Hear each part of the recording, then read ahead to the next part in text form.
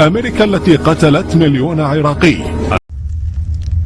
We have an obligation to every last victim of this illegal aggression because all of this carnage has been done in our name. Since World War II, 90% of the casualties of war are unarmed civilians, a third of them children.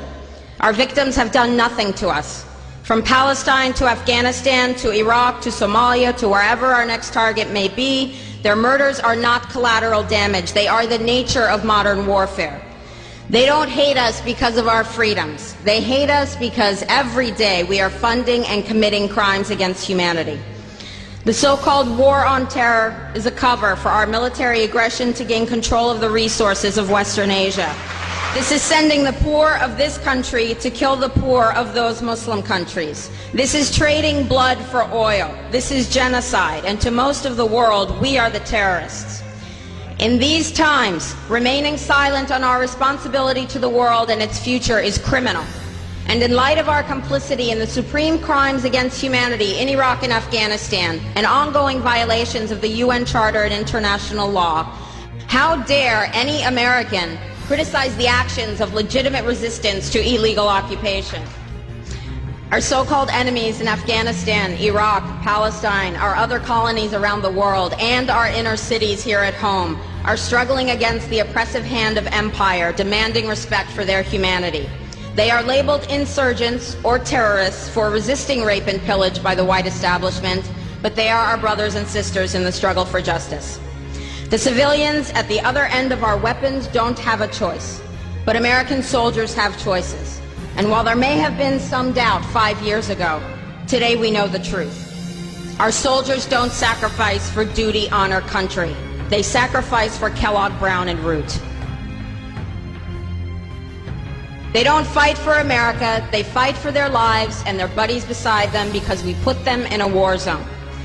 They're not defending our freedoms. They're laying the foundation for 14 permanent military bases to defend the freedoms of ExxonMobil and British Petroleum. They're not establishing democracy. They're establishing the basis for an economic occupation to continue after the military occupation has ended.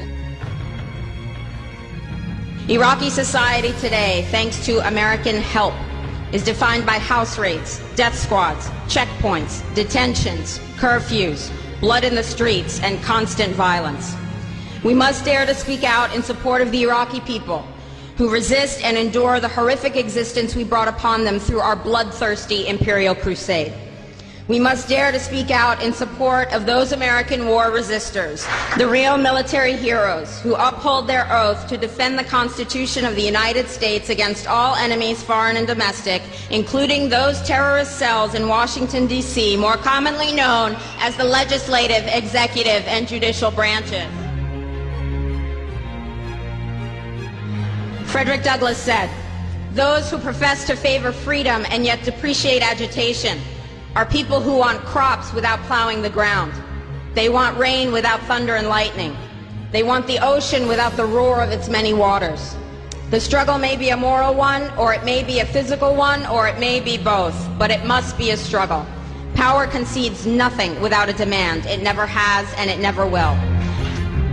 Every one of us must keep demanding, keep fighting, keep thundering, keep plowing, keep speaking, keep struggling until justice is served. No justice, no peace. No justice, no peace. No justice, no peace." باسم الصين خرجت بتصريحات صادمة للولايات المتحدة الأمريكية عن رفض الصين وصف أزمة أوكرانيا بأنه غزو روسي، وقالت: الكلمة التي تستخدم في الإعلام الغربي هي الغزو، وأنتم تعلمون سبب هذا. وعلى سبيل المثال، ما هي الكلمة التي استخدمها الإعلام الغربي أثناء الإجراءات العسكرية الأمريكية ضد العراق وأفغانستان؟ هل استخدم الإعلام الغربي كلمة غزو أو عدوان لوصف عملياتكم العسكرية التي لا تستند على أي أساس قانوني وبدون إذن الأمم المتحدة، وبسببها جرح وقتل العديد من المدنيين الأبرياء خلال عمليات أمريكية غير مصرح بها من الأمم المتحدة؟ أمريكا التي راح ضحية قنبلتها النووية في هيروشيما وناغازاكي أكثر من 400,000 ياباني. أمريكا التي تهابها الكثير من الدول العربية وتدفع لها مقابل الحماية.